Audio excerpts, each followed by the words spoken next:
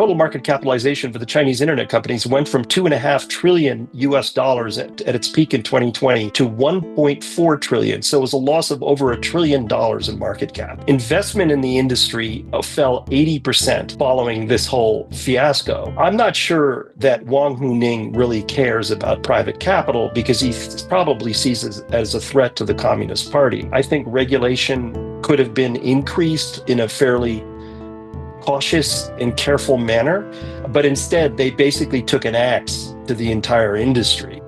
This is CBS Eye on the World. I'm John Batchelor. It is August 17th, 2021. The speaker at the podium is Xi Jinping, General Secretary of the Chinese Communist Party, one of the most powerful men in the solar system ever. And I welcome Ant Collier, the author of China's Technology War, Why Beijing Took Down Its Tech Giants, published in 2022. It's important here to note that we have the perspective of 3 years on from Andrew's observations in 22.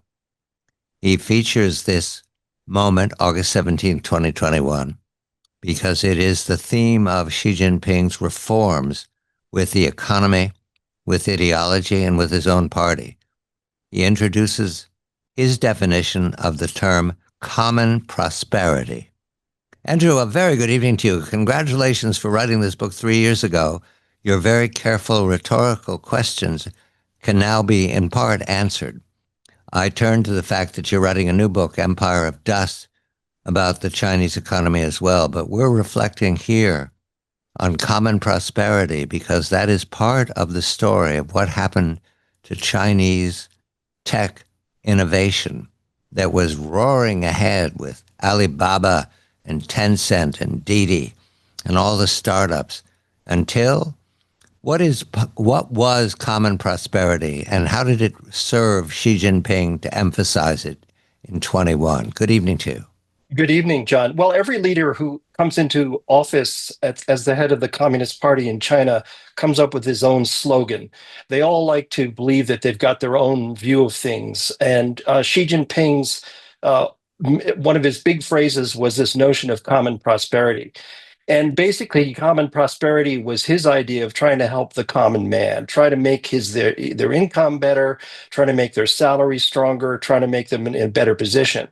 And Xi himself viewed himself as a common man, even though he's an extremely strong leader, the most authoritarian and strongest leader since Mao died in 1976. And he views himself to some degree as a man of the people. One of the points I make in the book, though, is that even though Xi Jinping makes a lot of talk about helping the common man in common prosperity and a lot of other programs, most of his energy goes towards strengthening the Chinese state with lots of state-driven investment and not actually helping the average consumer. And the crackdown on the tech industry that we're going to discuss this evening is ended up being something that really impacted in a bad way the lives of most citizens in China. So the big picture, common prosperity, and that is for PR consumption around the world. What are we doing? Common prosperity. There are two details here. One, a man by the name of Wang Huning, who is a senior Chinese Communist Party member and a member of the Politburo Standing Committee. Who was he to Xi in 21 when he made this speech? Who is he today? Wang Huning was Xi's right-hand man and basically his what they call an ideological czar. He was the guy who was coming up with the ideas that governed Xi's thinking about how we should look at the future of China. And both of them share a view that the most important thing is the Communist Party and the government of China. So they're less interested in the private sector, private companies.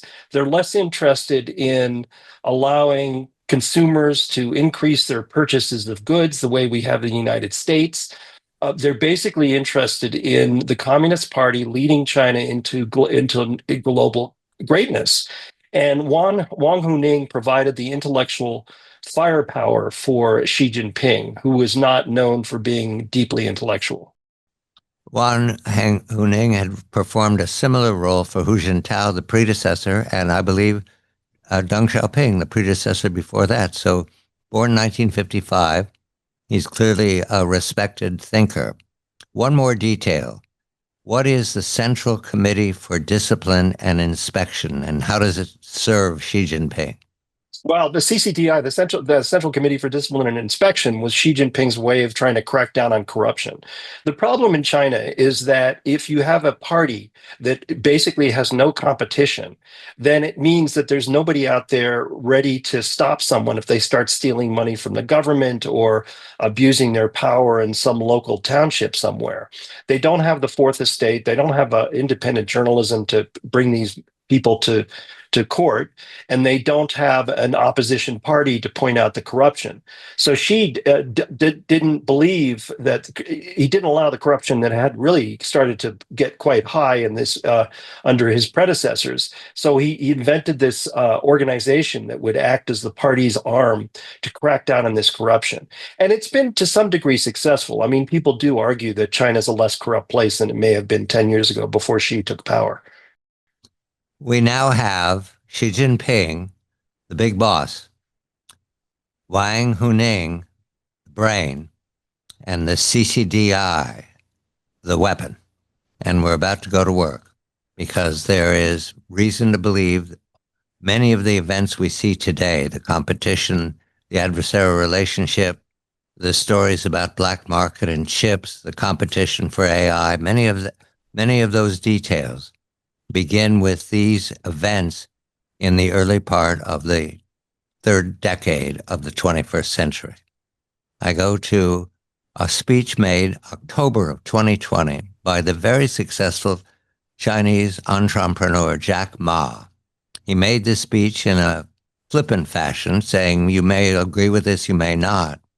But he laid out what we could all nod to was market thinking about growth.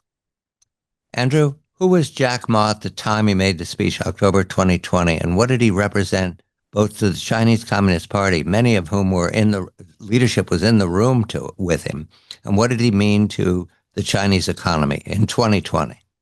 Jack Ma was basically the Bezos of China. He started the equivalent of Amazon, and it was an amazingly successful company that ended up being one of the largest companies in China. And they delivered goods across China and even overseas. And Jack was very popular because he was a real man of the people. He spoke English fairly well. He had learned by hanging out at a hotel in Hangzhou, the city where he's from, and he actually, I believe, spent some time in the United States. So he was very popular as an entrepreneur and as an individual. And the tech sector in general basically blossomed for that period of time in the 2010s, just like in the United States. So, just like we have Uber, they had the similar kind of thing. They had Didi Kuaishou, they had Alibaba which was the Amazon. They had a whole bunch of online companies teaching preparation courses for universities. They had online gaming. It was a very vibrant tech industry, including payment systems that dwarfed anything the United States had. They didn't really have credit cards. They had just online payment systems. So this whole ecosystem was very popular and showed that China was really modernizing. And I think a lot of people in the party were in favor of it. However, the problem was that these companies were starting to get really big and really powerful and very popular. And there was, I think, some nervousness in the party, both about the power and the popularity of people like Jack Ma, and also the fact that the state-owned banks potentially could start losing their control over money. So if there's savings deposits hidden away in the banks that the banks are using to give to state companies and for government ends, and all of a sudden Jack Ma comes along and says, "Oh, we'd like to take some of those savings and find ways to distribute that as investment products or whatever to people across the country." I think the banks were getting nervous and the government was getting nervous because they really need that money as the foundation of the Chinese economy.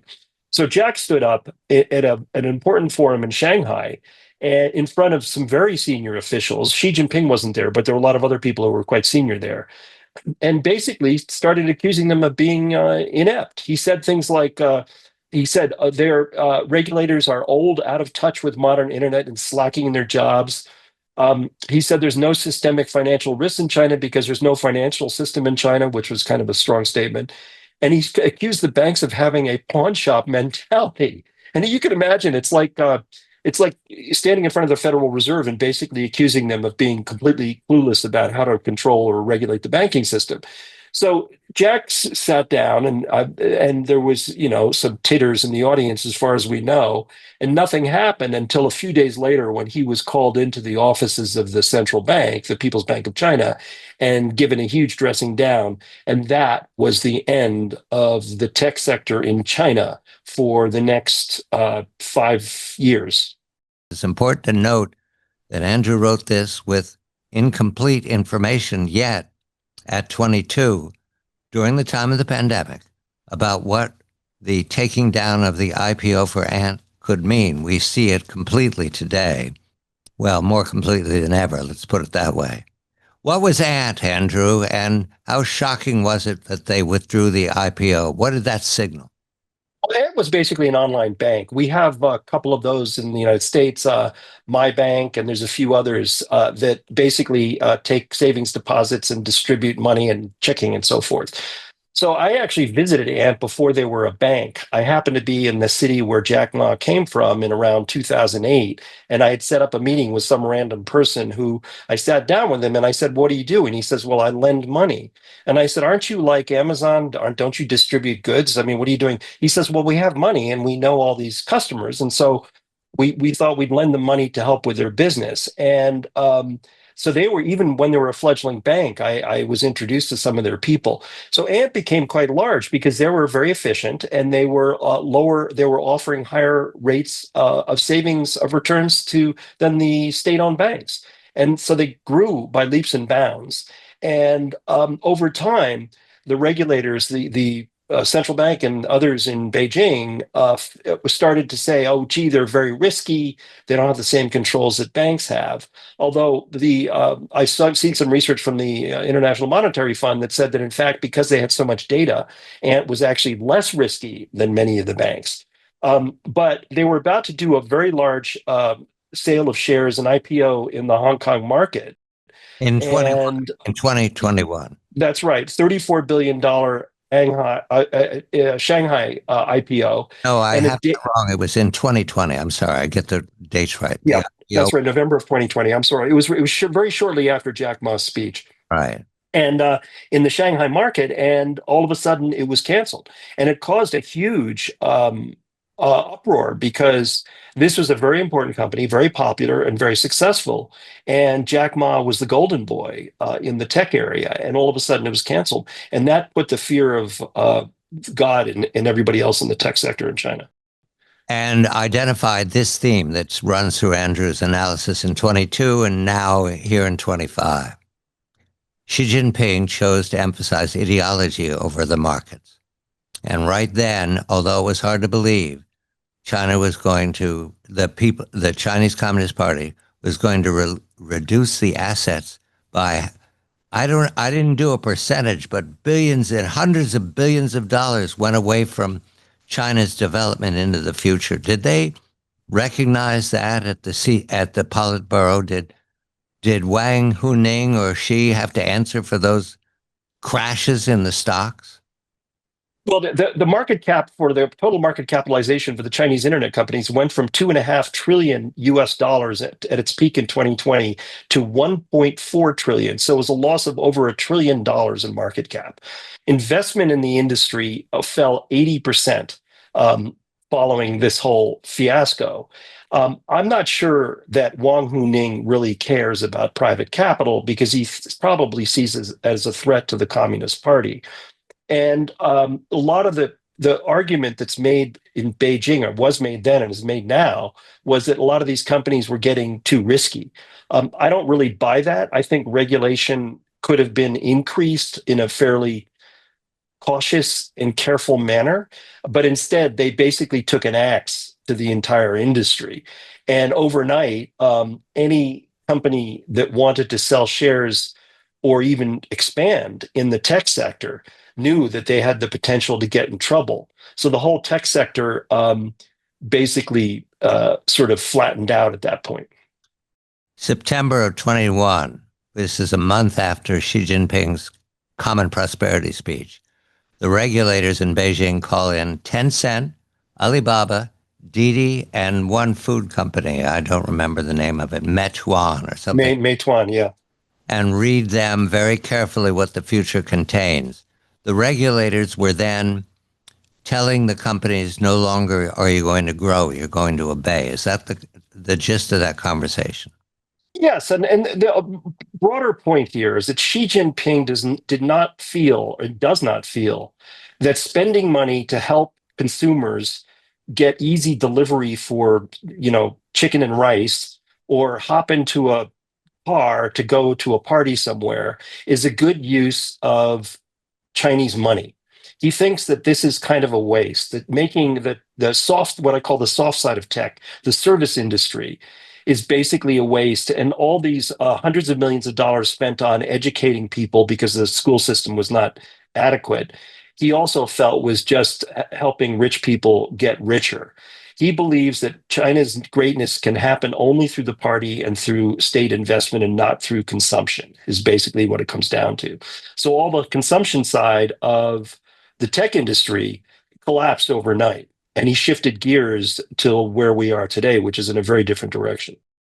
And in 22, you were close enough to the events to say, is this going to continue? Your measure today, has it continued? Is it worse, Andrew?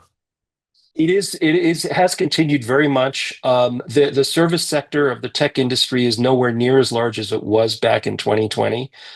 Most of the money going into the tech industry is in what I call hard tech, which is chips, and then the artificial intelligence, which is basically used primarily for the industrial sector.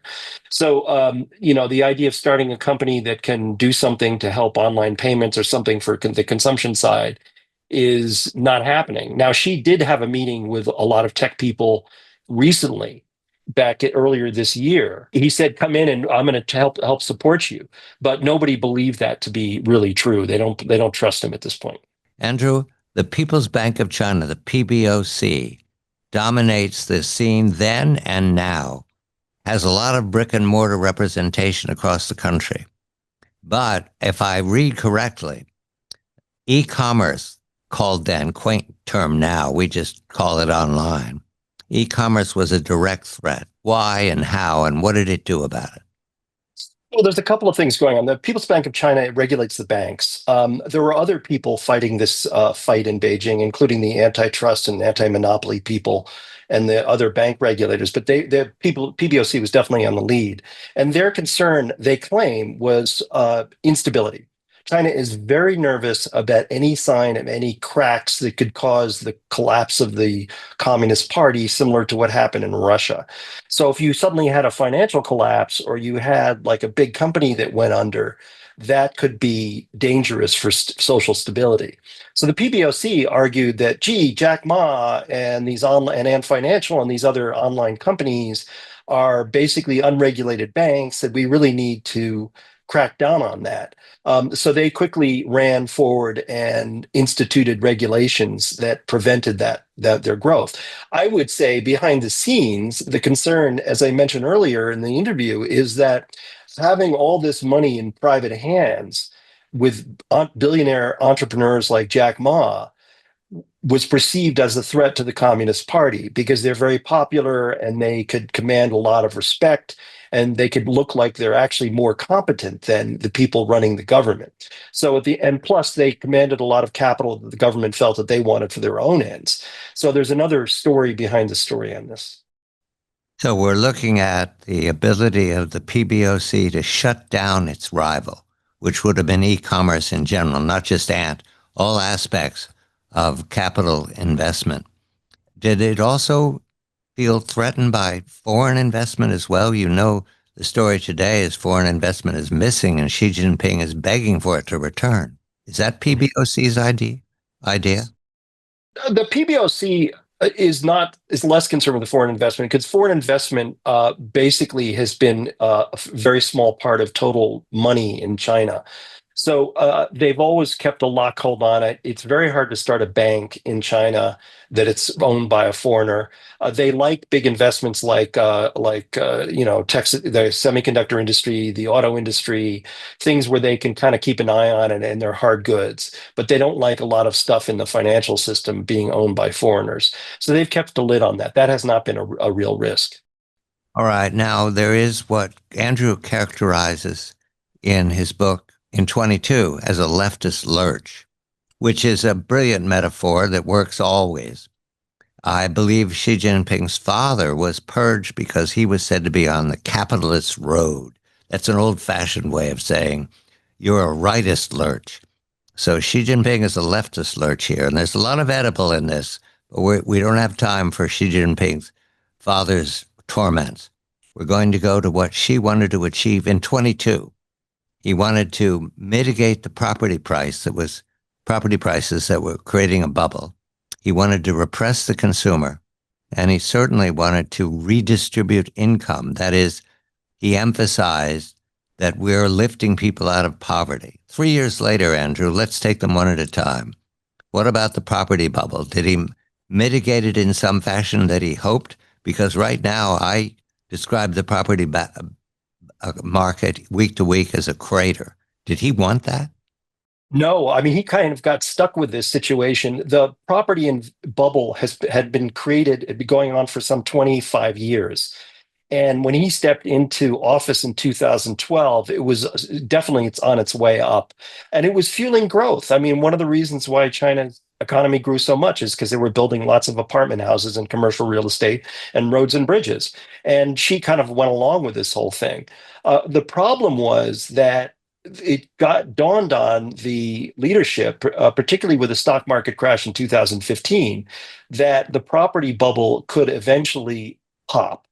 And the Communist Party, would be left looking unable to control the economy and the financial system, which would make them look inept and question their entire ability to govern China. So Xi Jinping in 2020 did what most authoritarian leaders don't do, which is to withdraw the punch bowl just as the party's starting to use the phrase that we use in the United States. And he told the property developers, you cannot borrow more money if you have lots of debt. So he kind of cratered the property industry, caused the bubble to pop.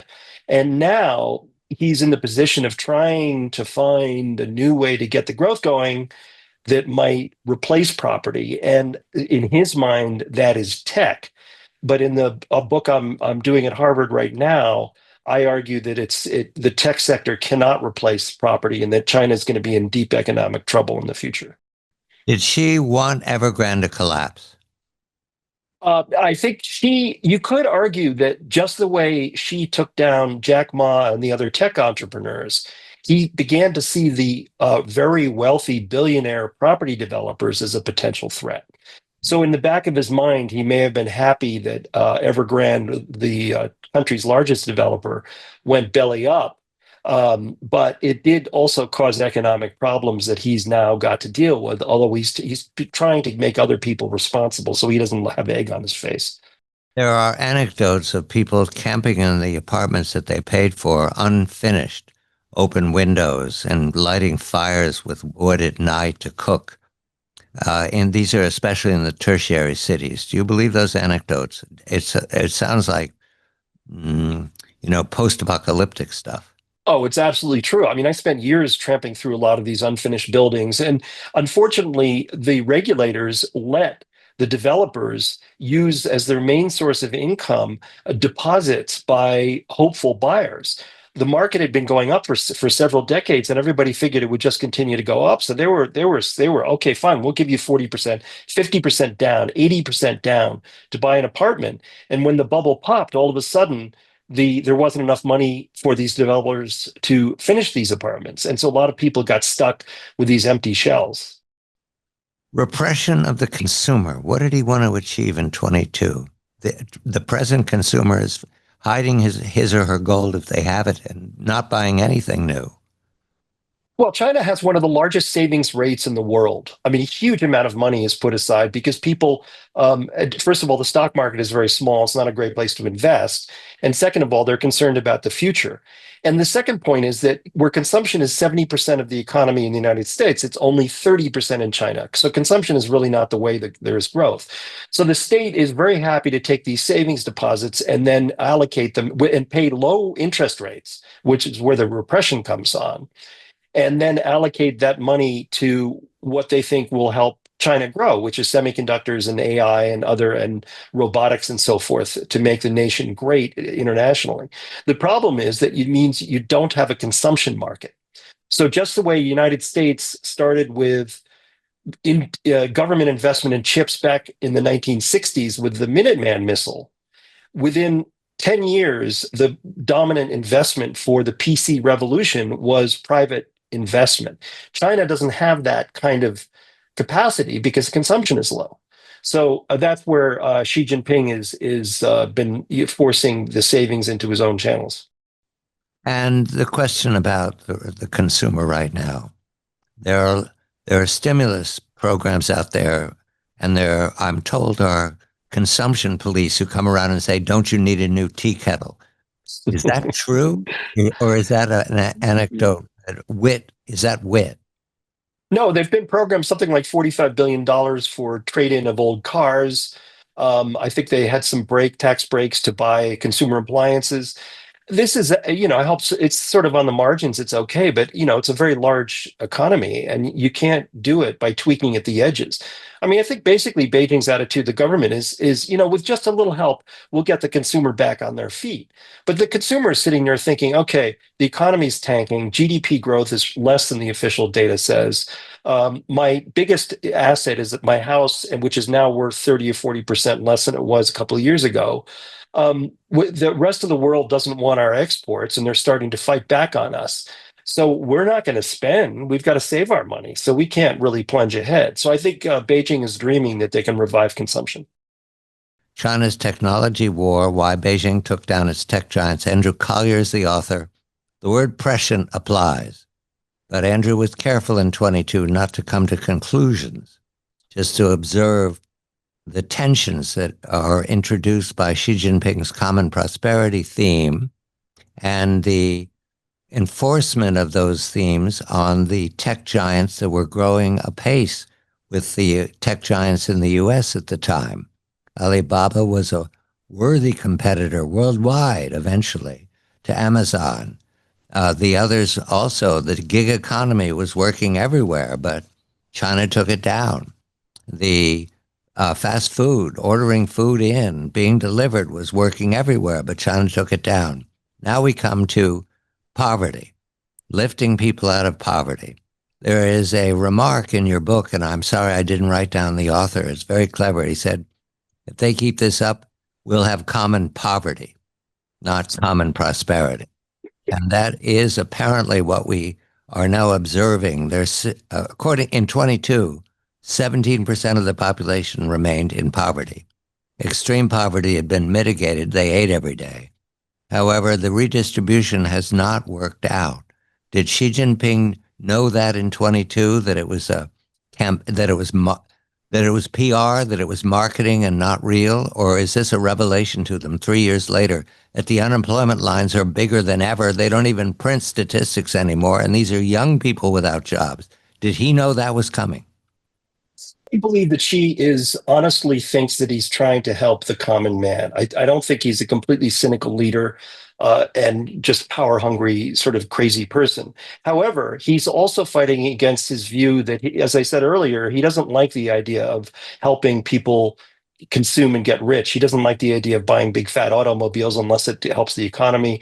That kind of stuff that we take for granted in the United States is not part of his DNA. So a lot of his programs have not done very much to increase equality. And the expenditure on healthcare in China is among the lowest among many nations across the world, even among the poorer nations. And Xi has not done very much to help that. The second aspect of this is the property bubble, and I can't say that was his fault. That was started before he came to office, although he didn't really stop it until 2020. So now he's stuck with this property collapse, which was 25% of the market of the GDP of the economy. And he's trying to make tech the future, but that's only about 9% of GDP at best. So he's kind of in a race for time, and I think it's a race he's going to lose. Services. I note in your observations in 22 that she does not appreciate the power of services. That is the American economy. That is the European economy increasingly. Why does he have a prejudice against people living their lives by ordering food out or going to restaurants or being lawyers? Why is he against it?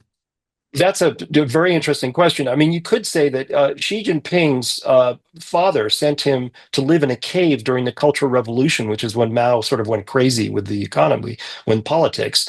And instead of hating his life living as a poor peasant, he seems to have taken it on board and said, well, gee, this is the way you toughen up and become a stronger person and help the future of China.